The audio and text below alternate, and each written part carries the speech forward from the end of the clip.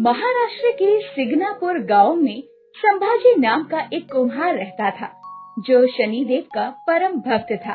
वो प्रतिदिन शनिदेव के मंदिर जाता और पूरे निष्ठा भाव से उन पर सरसों का तेल और काले तिल अर्पण कर उनकी पूजा करता।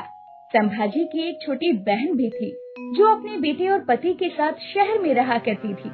एक दिन संभाजी मिट्टी के बर्तन बना रहा था कि तभी एक सेठ उसके दरवाजे पर आता है। अरे भाई, संभाजी का घर यही है क्या? जी जी, मैं ही हूँ संभाजी, कहिए। वो मैं शहर से आया हूँ, मेरे घर में शादी है, इसीलिए मुझे कुछ मिट्टी के बर्तन खरीदने हैं। इसके बाद संभाजी उसे अपने बनाए हुए मिट्टी के बर्तन दिखाने लग जाता है। सेठ अपनी पसंद अनुसार सारे बर्तन ले लेता है और बदले में उसे 100 रुपए देता है। बाहर आकर सेठ हंसने लगता है।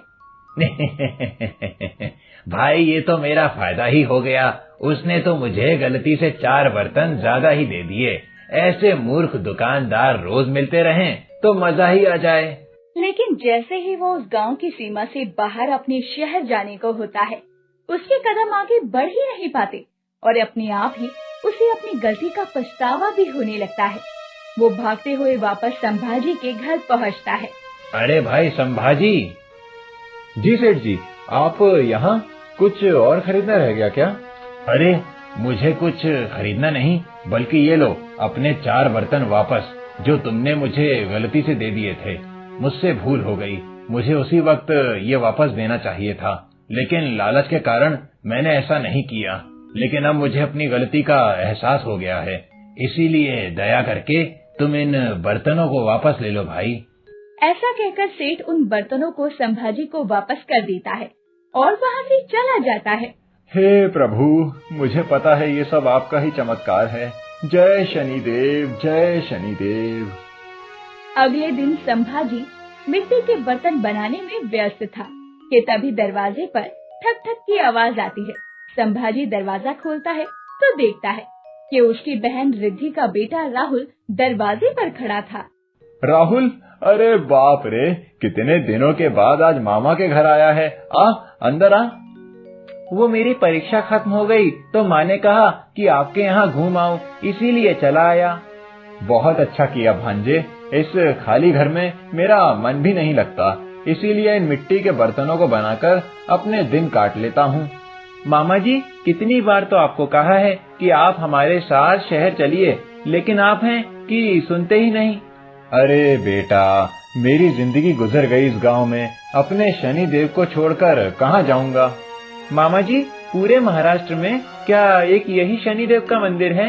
हमारे घर के पास भी शनिदेव के कई सारे मंदिर हैं, आप वहाँ आकर पूजा कर लीजिएगा। नहीं नहीं, ऐसा नहीं कहते राहुल, तुम अभी सिंगणापुर के इस शनिदेव के मंदिर के बारे में कुछ नहीं जानते, इसीलिए ऐसा कह रहे हो।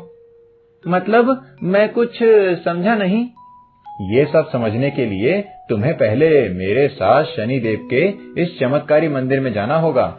इसके बाद संभाजी अपने भांजे को साथ लिए भगवान शनिदेव के मंदिर जाता है। दोनों मामा भांजे मिलकर शनिदेव को काली तिल और तेल चढ़ाते हैं। इसके बाद संभाजी राहुल से कहता है, राहुल, इस मंदिर की ये सबसे बड़ी खासियत है कि अगर इस मंदिर में मामा भांजे एक साथ मिलकर पूजा अर्चना करें तो अत्यंत फलदायी होता है। अच्छा, अगर ऐसा है तो मैं आपके कहने से आज शनिदेव से मांगता हूँ कि जिस नौकरी के लिए मैं परीक्षा देकर आया हूँ वो मुझे मिल जाए। मैं भी मेरे आराध्य शनिदेव से ये प्रार्थना करता हूँ कि वो तुम्हारी ये इच्छा अवश्य पूरी करें। तभी राहुल थोड़ा चिंतित दिखाई देता है, जिसे देखकर संभाजी उससे पूछता है, अब क्या बात है राहुल, कुछ चिंता में दिख रहे हो? वो मैं सोच रहा था कि बाकी सभी मंदिरों में भगवान मंदिर के अंदर रहते हैं, लेकिन यहाँ तो इसी खुली जगह में सिर्फ ये एक बड़ा सा पत्थर है जिसकी सभी पूजा करते हैं। ये सुनकर संभाजी हंसने लग जाता है। तभी तो मैंने कहा था कि अभी तुम शनिदेव के इस चमत्कारिक मंदिर के बारे में नहीं जानते हो। अगर जानोगे तो तुम भी यहीं के होके रह जाओगे। मैं समझा नहीं मामा जी। चलो, मैं तुम्हें सिंगणापुर के इस चमत्कारिक मंदिर की कहानी बताता हूँ। इसके बाद दोनों एक पेड़ के नीचे जाकर बैठ जाते हैं और संभाजी उसे सिग्नापुर की कहानी बताने लग जाता है। कई साल पहले हमारे गांव सिंगणापुर में एक बहुत भयानक बाढ़ आई थी। बाढ़ का पानी उतरने के बाद एक आदमी अपने घर को जा रहा था कि तभी उसकी नजर एक अजीबोगरीब पत्थर पर पड़ती है, जो कि एक पेड़ पर जाकर फंसा हुआ था। उस पत्थर से एक अजीब तरह की अलौकिक शक्ति का आभास हो रहा था। अरे, ये कैसा पत्थर है? ये तो कोई दिव्य पत्थर जैसा दिख रहा है। उसके मन में लालच आ जाता है और वो किसी तरह से उस पत्थर को पेड़ से उतार लेता है और नीचे रख देता है। ये पत्थर तो काफी बड़ा है। इतना बड़ा पत्थर घर कैसे ले जा पाऊंगा? एक काम करता हूँ, इसके 2 टुकड़े कर देता हूँ। हाँ, यही सही रहेगा। इसके बाद वो आदमी उस पत्थर के टुकड़े करने के लिए उस पर हथौड़ा दे मारता है, लेकिन हथौड़ा पड़ते ही उस पत्थर में से खून निकलने लग जाता है। अरे बाप रे, इसमें से तो खून निकल रहा है। वो डरकर वहाँ से भाग जाता है। उसी रात गांव के एक व्यक्ति के सपने में शनिदेव आते हैं और उस चमत्कारी पत्थर के बारे में बताते हुए कहते हैं, वो रहस्यमय पत्थर मेरा स्वरूप है। तुम लोग उसे अपने गांव में स्थापित करो और सरसों के तेल से मेरा अभिषेक करो, मेरी पूजा करो, तुम सभी का भला हो। अगली सुबह वो व्यक्ति अपने सपने की बात गांव वालों को बताता है। भाई लोग, शनिदेव के आदेश अनुसार हम सभी को वहाँ जाना चाहिए और उस पत्थर को स्थापित कर उसकी पूजा करनी चाहिए। हाँ हाँ भाई, तुम ठीक कहते हो, हम सभी को वहाँ चलकर देखना चाहिए। इसके बाद वो लोग उस रहस्यमय पत्थर को लाने के लिए चल पड़ते हैं। वहाँ पहुँचते ही सभी लोग मिलकर उस पत्थर को उठाने की कोशिश करते हैं, लेकिन वो पत्थर टस से मस भी नहीं होता। अरे भाई, ये पत्थर तो हिल ही नहीं रहा। काफी कोशिशों के बाद भी जब वो पत्थर अपनी जगह से नहीं हिलता, तो वो लोग हार कर अपने गांव लौट आते हैं।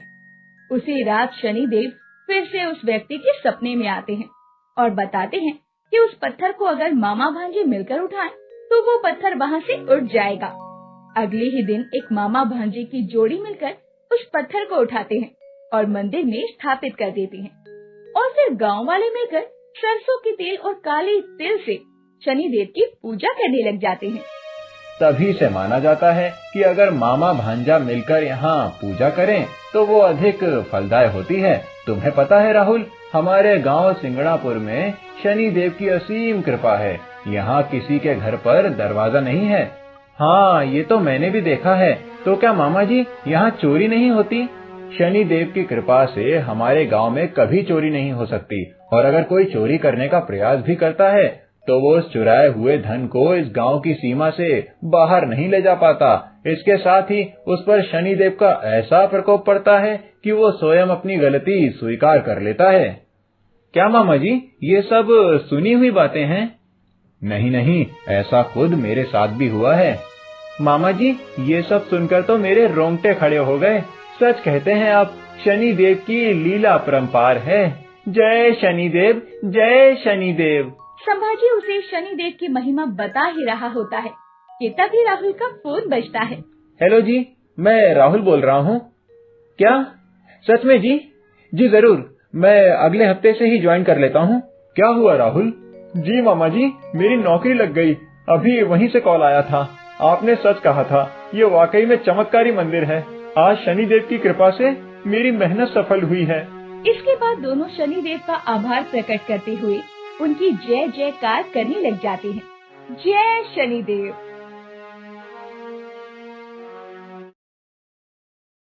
Subscribe now and press the bell icon.